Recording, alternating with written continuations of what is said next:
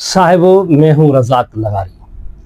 कहते हैं अगर धुआं नजर आ रहा है तो यकीनन कहीं आग भी जरूर लगी होगी। ये दुनिया में छोटी छोटी जंगें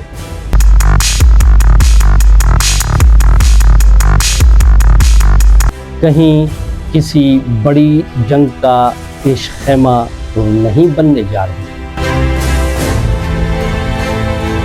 दुनिया इस वक्त एक ऐसे दौर से गुजर रही है जहां आलमी ताकत का तवाज़ुन तेजी से तब्दील हो रहा है। अमेरिका जो दूसरी जंग अजीम के बाद आलमी बालादस्ती का मरकज़ रहा है, अब कई मुआशी और जोग्राफियाई सियासी चैलेंजेस का सामना कर रहा है, बल्कि यूं कहें कि सर्वाइवल ढूंढ रहा है तो ये बेजा न होगा। जिनमें सबसे अहम चीन का बढ़ता हुआ किरदार है। साल 2000 में अमेरिका का कौमी कर्जा तकरीबन $5 ट्रिलियन था, जो अब $36 ट्रिलियन से भी तजावुज़ कर चुका है। इसी तरह अमेरिका मनी सप्लाई में भी गैर मामूली इजाफा हुआ है। 2008 की मालियाती बहरान और 2020 की कोरोना वबा के दौरान हुकूमत ने मईशत को सहारा देने के लिए भारी मकदार में रकम छापी।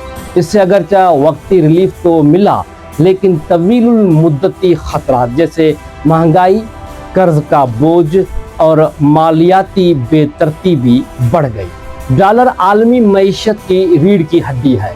दुनिया की बड़ी मकदार में तिजारत, ज़खायर और कर्जे डॉलर में ही होते हैं। इस निज़ाम से अमेरिका को फ़ायदा पहुंचा है, क्योंकि वो दूसरों की मेहनत के बदले में आसानी से करेंसी छाप सकता है। ये निज़ाम कई दहाइयों से चल रहा है, लेकिन अब इसे चैलेंज किया जा रहा है।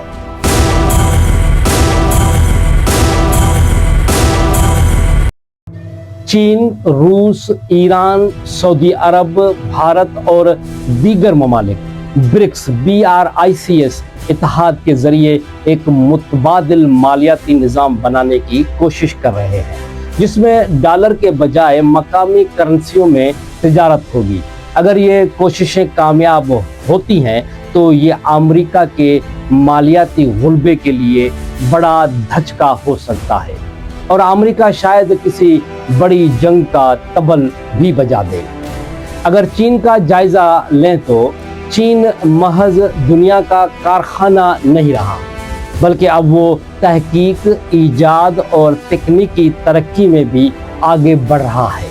इलेक्ट्रिक गाड़ियां हों, मसनूई ज़हानत हो, सोलर टेक्नोलॉजी और क्वांटम कंप्यूटिंग जैसे शोबों में चीन ने नुमायां पेशरफ्त की है। उसके पास सस्ती लेबर है और सनती इंफ्रास्ट्रक्चर भी बहुत मजबूत है, जिसके बायस वो मसनूआत कम कीमत पर आलमी मंडी में फराहम कर सकता है। अमेरिका के सामने एक मुश्किल सूरत हाल है। वो चीन के बढ़ते हुए इस असरात को रोकने की कोशिश कर रहा है, ख़ास तौर पर एशिया, जहां ताइवान जैसे हसास मामलात किसी बड़े तसादुम का सबब बन सकते हैं। गुज़िश्ता बरसों में अमेरिका ने चीन और रूस के खिलाफ प्रॉक्सी वार का सहारा लिया है। यूक्रेन में रूस के खिलाफ, मशरक़ वस्ता में ईरान के खिलाफ और बहरुल काहिल में चीन के असरात को महदूद करने की कोशिश की गई है। मगर अब सवाल ये पैदा हो रहा है कि अगर ये हिकमत अमली नाकाम हो जाए तो क्या अमेरिका बराह रास्त तसादुम की तरफ बढ़ेगा? अमेरिका जंग को शायद बतौर आखिरी हरबा देखता हो, लेकिन किसी बड़ी ताकत से बराह रास्त जंग करना न सिर्फ महंगा बल्कि इंतहाई खतरनाक है। एटमी हथियारों की मौजूदगी और मईशत की बाहमी जुड़त ऐसी किसी जंग को मुमकिन तबाही में तब्दील कर सकती है। ग्लोबल साउथ जो तरक्की पजीर ममालिक हैं, उनकी बड़ी अक्सरियत किसी बड़ी जंग के खिलाफ है। ये ममालिक चाहते हैं कि ताकत के तवाज़ुन में तब्दीली पुरअमन और तदरीजी हो, जैसे कि सोवियत यूनियन के खात्मे के बाद हुआ।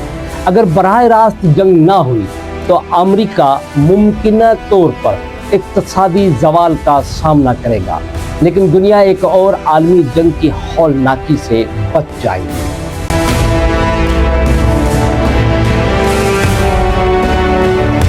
اب امریکہ یا خود زوال کا نشانہ بنے یا دنیا کو آخری جنگ کی طرف دھکیل دے۔ امریکہ کیا چاہتا ہے یہ تو امریکہ ہی جانتا ہے، لیکن دنیا بھی امریکہ کو جانتی ہے، اور نہیں جانتی تو کوشش کرے اسے جلدی جان لے۔ عالمی منظرنامے میں اس وقت جو کچھ ہو رہا ہے وہ صرف سیاست نہیں بلکہ طاقت، معیشت اور بقا کا کھیل اور بقا کی جنگ ہے۔ امریکہ کے لیے موجودہ وقت ایک نازک موڑ ہے۔